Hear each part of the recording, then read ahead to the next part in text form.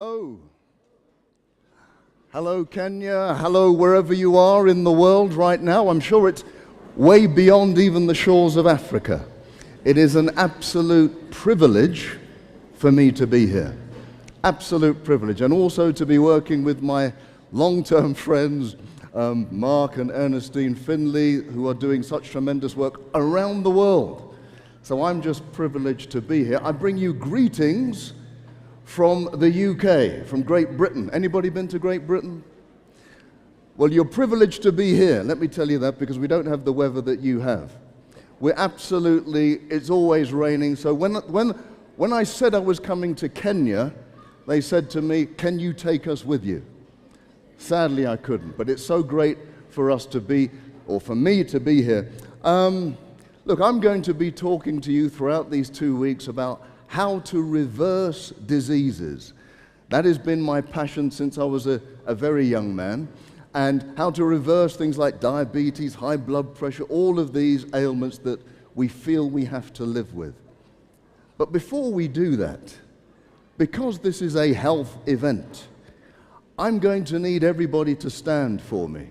Everybody stand. Those people watching online, I need you to stand as well. Yes, you think I can't see you, I can see you. Everybody needs to stand. Very good. So that's good. You've passed the first test. You can actually stand. Now, what I now want to do is ask you a few questions. If you can say yes to the questions, stay standing. If no, sit down. Simple, right? So first question. If you've been able to drink at least 1 liter of water every day of this week, stay standing. If not, sit down. Okay. Very good. Okay, next question. You're going to need to listen. Next question.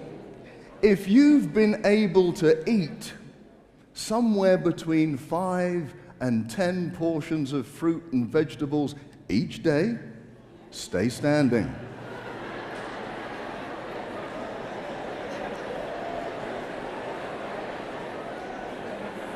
Oh, am I in the right place? This is a health event, right? Are there any people? Oh, there are a few standing. Okay. For those still standing, if you've been able to sleep anywhere between 6 and 8 hours each night, stay standing. If not, sit down. I'm seeing some people starting to stand up. What's all this about? I don't understand that. Right. Okay, I'm going to get you on this one. For those still standing, if you've been able to exercise, half an hour each day, stay standing. If not, sit down. Okay, thank you very much. So for the remaining people still standing, my last question is this. You have to listen carefully. How long have you had a problem telling the truth? No, I don't mean it. Give them a round of applause, please. Give them a round of applause. Very good. Because if you've been able to do that with your life, you are building absolute quality building blocks for your life, not just your life, but for the people around you. Okay, as I said, my name is Dr. Chidi. People need to know how they can get in contact with me. If you're on Instagram and Twitter, you can follow, you can see some of the things I do. Now, one of the programs I have, it is called Life Colors. So Life Colors is really giving a color to every single disease that we try to reverse. So we go through a purple color, a green color, a red color. But today, I'm going to join 2 colors. I'm going to do the blue and the purple, diabetes and obesity. Let's call it diabesity, shall we? Diabesity. Because diabetes is really close to my heart. My father, sadly, had type 2 diabetes. He had so many strokes and he died way too early. I was unable to help him at the time. This was many years ago, but I was determined that I would help everybody who has type 2 diabetes. And let me say this in the outset. Type 2 diabetes, nobody has to live with. Nobody has to live with. Now, if you want to challenge me on that, you can privately, but the evidence is clear. Nobody needs to live with it. It is a lifestyle disease, and with our lifestyles, we can get rid of it. There is a human cost to diabetes. I don't know if you know that half of the people who lose their sight globally is because of diabetes. Half of the people who need amputations, it's because of diabetes. Half of the people who lose the function of their kidneys, it's because of type 2 diabetes. Diabetes affects every single cell in the body. You cannot escape. It's not a mild disease, it's a very serious one. Now, when you track the history of diabetes, we find that somewhere in the mid-90s, it just suddenly took off. And it was mirrored by the increase in obesity, because often diabetes and obesity go together. And a lot of that was due to the consumption of lots of these sugary drinks with high fructose corn syrup. These things are absolutely detrimental, and we'll talk a bit more about them later. But let me take you back nearly 100 years, back to 1932, and a great doctor by the name of H.P. Hemsworth wanted to find out why people get diabetes. That's a good question. Nobody asked that question before. So he went around the world and he said, well, what are the people eating around the world? And he looked at it. He went to Japan and Italy and Holland and the USA and England. And he made this chart, and the dark columns represent the carbohydrate in the diet. The light columns represent the fat in the diet. And that line going diagonally down is the rate of diabetes, or the presence of diabetes. Now, I know you're all very bright. So what do you see in that graph? Let me help you. It says that the more carbohydrate you eat, the lower your risk of type 2 diabetes. Does that make sense? But surely we're told the more carbohydrate you eat, the more diabetes you get. In Japan, you can see that they eat lots of carbohydrate, but they have low levels of diabetes. How can this be? Well, the truth is that carbohydrates are not all bad. Did you know that vegetables are carbohydrates? Fruits are carbohydrates. Grains and seeds, they're carbohydrates. That's what they're eating in Japan.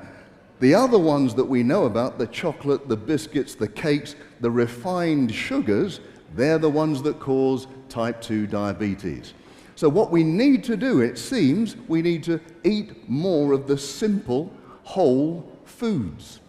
Now, I have a video. There's no sound to it, but it just kind of shows you how diabetes works, if all of you can see that. See, what happens is when we consume sugar, we break it down into its simple components, and it goes into the bloodstream. As the bloodstream absorbs all of this sugar, it needs insulin to take the sugar out of the blood, or to allow the sugar to get into the cells. And all your organs need sugar to survive, so sugar needs to come into the cell.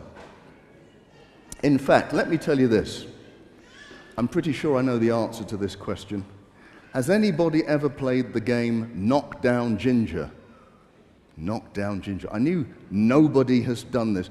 Well, maybe they call it something different here. When I was a youth, sorry pastors, I'm confessing to you. When I was a youth, we used to play this game Knock Down Ginger. It's where you knock on the door of somebody's house and run away. Okay, I can hear some laughs. That means confession. That means confession. Now, this kind of tells me a bit of what diabetes is like. You see, when I played Knock Down Ginger, I would knock on the door, run away. Somebody would open the door. I'm not there, they'd close the door. But then I would come back and knock on the same door. And I do it 3 or 4 times. After the 4th time, nobody opens the door because they think, oh, it's just a child playing around. That's a bit like diabetes. You see, in order for sugar to get into the cell to be used for energy, insulin has to be released to knock on the door of the cell. So every time you eat something sweet, all of that sugar goes in the bloodstream, and the body says, no, no, no, we can't have all of this. Put it into the cell, get insulin to knock on the door of the cell. Well, after years of knocking on the door several times a day, the cell says, I'm not opening anymore. I'm not opening. That's when we get insulin resistance. The cells don't open, blood sugar builds up, and it causes so much damage throughout the body. This is not the same as type 1 diabetes. So type 1 diabetes is when we just cannot make enough insulin. Usually, and we'll talk about this later in the couple of weeks, usually because of an autoimmune attack. Autoimmunity is like all of these diseases, thyroid disease, arthritis. It destroys the pancreas. You cannot make insulin anymore. So that's not the same. It has a different cause. Now here's my question. What's so great about the Western diet? I've just come back, actually. 2 weeks ago, I just came back from the Ivory Coast, and I have been telling them exactly what I'm going to tell you, that the Western diet is not something we should be chasing after. It is the diet that we should be running away from.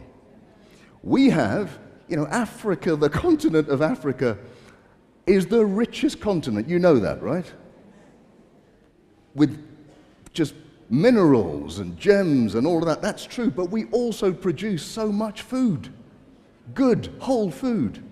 But instead, we don't pick it from our gardens. What we do, we just wait for the McDonald's and the KFC and all of that to come, and then we get all of the Western diseases. The Western diet is so full of fat and sugar and salt and protein, very low in fiber, very low in nutrients. And we can thank this man. We all know this man, right? No? Okay, well, you know his company. You know this, right? Is there anybody who's never heard of this company? Let me see your hand. Okay. Is there a McDonald's in Kenya? No, I don't think so. There's not many McDonald's in Nigeria either. But I've been told that McDonald's is coming to Africa quite soon. And when it comes, and all the changes that take place, we'll say, oh, I wonder why I'm now putting on weight. It's not because of our genes or our hormones, it's because of what we are actually consuming. But why is the Western diet so addictive? Why? I think you can find the answer in the animal kingdom. Now, who can tell me something interesting about a shark? Can you tell me something interesting about a shark? Yeah, they don't sleep, they keep moving, absolutely. Let me tell you one thing interesting you may already know. A shark can smell 1 drop of blood 1 kilometer away. 1 drop of blood 1 kilometer away. How can it do that? Why does it do that? Well, it's because animals are designed. Look, if a shark smells blood, what's it smelling? It's smelling an injured fish. So that's like fast food for a shark. Easy food. I don't have to chase it, it's going to be wounded, so it's programmed to go after it. Our bodies are like that too. We are programmed to try to save energy or conserve energy. So we want then to eat foods that are high in energy. If you give somebody sugar, they'll want more sugar. Our brains are wired that way. In fact, the wiring of our brain when you take sugar is just like taking heroin or any very addictive drug. It's very difficult to get rid of. In fact, they did some experiments with some rats. Rats are very much like humans, you may know this. So they did some experiments with rats and they fed them complete sugar as much as they wanted to eat. What do you think happened to them? They could eat as much sugar as they wanted, and that was all they could eat. What do you think happened? No, they didn't die, they didn't get overweight. They ate as much sugar as they wanted, and then they stopped. They were fine. Then they gave them pure fat to eat. The same thing happened. They ate as much fat as they wanted, and then they stopped. But when they had the combination of 50% fat, 50% sugar, and they put them together, those rats could not stop eating, and they died from obesity. There's something about the combination of fat and sugar that makes it so addictive. And where do we find that? We find it in all the cakes and the biscuits and the ice creams, all of those things that are addictive, right? You know, I've never heard somebody say, you know, if I eat one apple, I have to eat the whole bag of apples. It's never happened. But if I have one chocolate, I have to eat everything and then go for more. So we are addicted. We're programmed sometimes. If we're exposed to that refined sugar, we'll want even more. Obesity is killing more people than starvation in the world today. That is the sad thing. We're coming up with all sorts of drugs to kind of combat this, but the drugs are not the answer.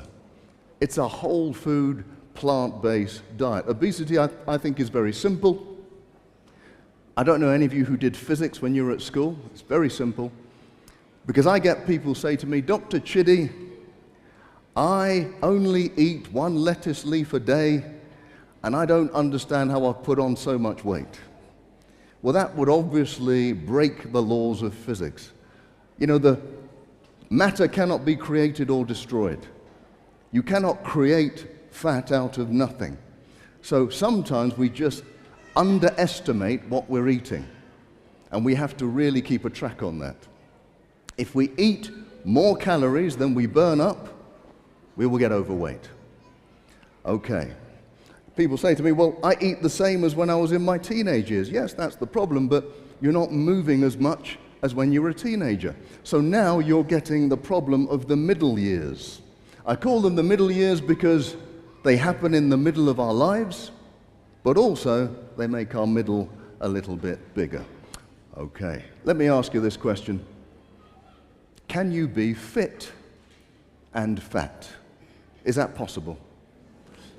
Okay, so let me see the people who say yes. Let me see your hands. Yes, you can be fit and fat. Let me see your hands. And at home. Okay. Okay, how many people say no, you cannot be fit and fat? Put your hands up. Right. So the majority of the people are so unfit that they can't even put their hands up. That's what I'm seeing. Wow. We've got some work to do here. We've got some work to do. But look, the truth is you can be fit and fat. It's possible. There are overweight people whose blood sugar, blood pressure is absolutely fantastic. They can run marathons. You know, you may have seen them on the marathons. They're running marathons. But the problem is it can never last. It can never last. The body has to do so much work to make you fit if you're overweight that when you get to your 60s and 70s, it just says, I'm sorry, I have to give up. So yes, you can do it for a short period, but you cannot do it for life.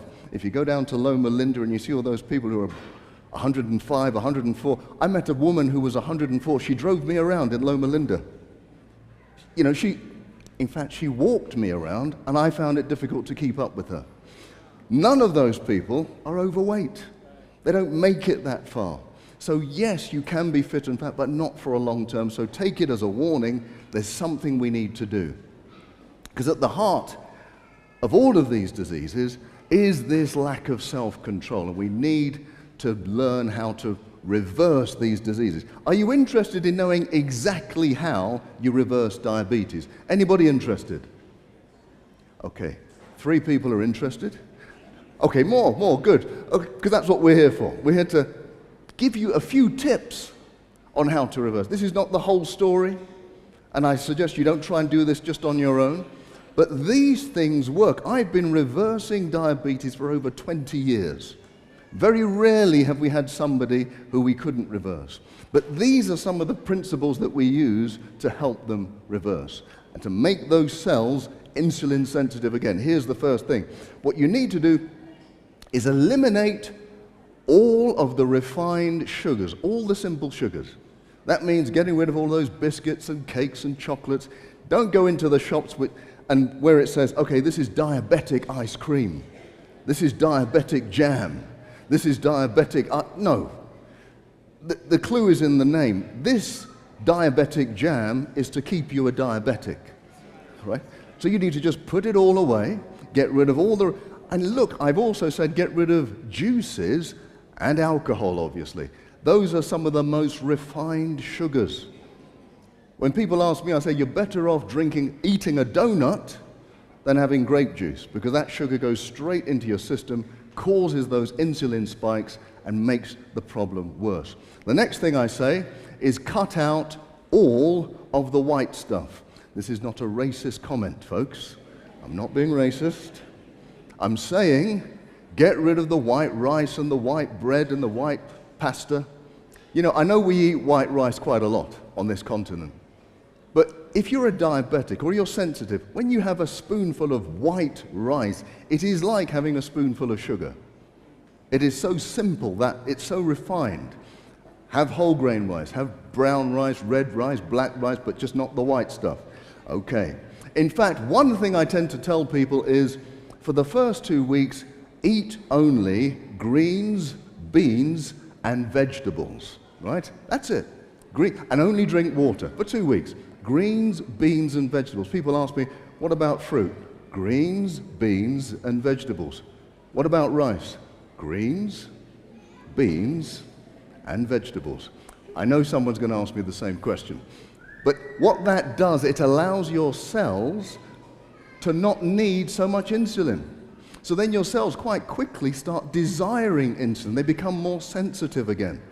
And believe me, often, within 2 weeks, people can reverse their type 2 diabetes, which they've had for decades. You say and you think that I'm talking out the top of my head. No, absolutely, it works. And there are many people who can testify to it. I must have done hundreds, if not thousands of people. Okay. Now, I can hear what you're saying to yourselves. That sounds good. But you know what? I like my chocolate. I like my biscuits. It's going to be hard for me to give up. It's all right for you, Dr. Chidi, but I have a problem. Well, it's not all right for me. Let me tell you, for most of my life, I've had a sugar addiction. For most of my life. And I would say probably worse than anybody here and anybody online. You may not believe it. Let me give you an example. There was one time my mother came to stay with me. She knows my problem, but she bought this huge cake. A huge cake to my house. And I said, Mum, look, you know my problem. If you give me this cake, I'm going to consume it. She said, oh, just take a little bit every now and again. I said, please, just put it away somewhere that I can't see it. She put it in the fridge. All day, I'm thinking about the cake. I go to bed. I'm lying on my bed, thinking about the cake. I can't sleep. I said, well, how am I going to get to sleep? I had a bright idea. I'll tell you what I'll do. I'll go downstairs and have a look at the cake. And then maybe by looking at the cake, it can satisfy me. I go down, I look at the cake. Well, maybe if I have a very thin slice, I think you know what happened. By the end of the night, I finished the cake. And I blamed my mother. So I have an addiction, so I know how difficult it is. So I've got some help for you. Do you need some help with your addiction? Yes, you do. So I've got some help. It's called the Dr. Chidi method, named after some doctor, I don't know who. But yes, Dr. Chidi method, it says this. Look, if you have this addiction for sugar, the worst thing you can do is say, I must not have the cake. That's the worst thing you can do. Because your brain, like a child, when it's told that it can't have something, it wants it even more. You know that, right? Oh, I can't have the chocolate. You finish the whole thing. The best thing to do is to say, I will have the cake, but I will have it in half an hour. Even I can wait half an hour. At the same time, eat something like an apple. You eat the apple, you digest the apple slowly, it releases sugar slowly into your system. After half an hour, you have enough sugar in your system to help you overcome that desire for the cake. I can see what you're thinking. After half an hour and an apple, I still want the cake. Well, look, if you still feel like that, do the Dr. Chidi method again. Maybe you'll eat 5 apples in a day. That's good, because most of you had to sit down when I said if you could eat 5 fruit and vegetables. Okay, sometimes you may fail at the Dr. Chidi method, but I guarantee you will fail less frequently than if you try to just avoid it. So the reason why it's called the Dr. Chidi method, by the way, is because it stands for something. It stands for don't resist it, choose to have it, but delay it. Don't resist, choose to have it, but delay it. It helps us to overcome those desires. Something else that can help us overcome the desires, but for this I need a volunteer. No volunteer. Yes, come forward, yes. Pastor, thank you. Thank you for being such a volunteer. So people need help overcoming this desire for sugar. And I want to show you an experiment. So, if you had to eat 4 apples in 2 minutes, very quickly, really have to get them down, which apples would you choose? Would you choose those golden delicious ones? Or would you choose the Granny Smith ones? The golden delicious. You would choose the golden delicious. Who would agree? Who would choose the golden delicious? Who would choose the golden delicious? Okay. Who would choose these ones, the Granny Smith ones? Okay, there's always some strange people in the audience. Okay, thank you very much. Well, thank you, Pastor. Thank you. That's great. Thank you so much. My apples? After. Now look, the reason why most people would choose the golden delicious is because they're sweeter. If you try the Granny Smith apples, they're quite sharp. They're very tangy. And what that does actually, that tang suppresses much of our appetite. If you eat something, let's say you started eating your donuts and you eat something sour, it stops you wanting to eat something sugary. Also, if you break it up with something bitter, it will also stop you from wanting to eat something sugary. You know, what I say is bitter is better and sour has power. But let me now conclude on how to help people reverse diabetes. The next thing you need to do is limit yourself to 2 meals per day. I read this years ago in Ministry of Healing when I was a youngster, that the optimum is to have 2 meals a day, and it's absolutely right. It allows you to have a fast during the day and a fast during the night. That lowers your blood sugar. You must be drinking only water. People say to me, look, I tell people, immediately after a meal, you must go for a walk. That allows your muscles to absorb all of that excess sugar. And some people say, well, Dr. Chidi, I have bought myself a dog so that I go for a walk every single day. That's a good thing. But if you do that, make sure you do the walking with it. Now, you can't be driving and walking at the same time. That doesn't work. Okay, I'm going to move on. There's something I always say, beware of CCTV. Do you have that here, CCTV? Closed circuit television. Well, in Britain, I think we're one of the most monitored countries in the planet. We have lots of closed circuit television, but this CCTV is different. This is designed to keep you seated, and it stands for the car, the couch, and the TV. These things keep us seated all the time. Just by standing more during your day, you can burn up so many calories. You don't even have to go to the gym. Just stand. In my house, I have a standing desk, so most of the day I'm burning up calories without even thinking about it. Look, this is bringing me to the end of the program. What I will say to you is this. What I've talked about is a lot of self-control. Self-control. There's a proverb, Proverb 16:32 says, better a patient man than a warrior. One who has self-control than one who takes a city.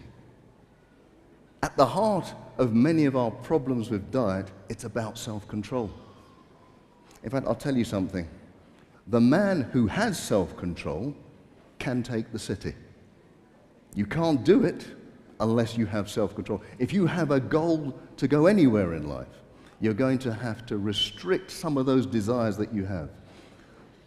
So we started a journey on health. We're going to do it right the way through the next 2 weeks. I'm going to be doing it with Sister Finley.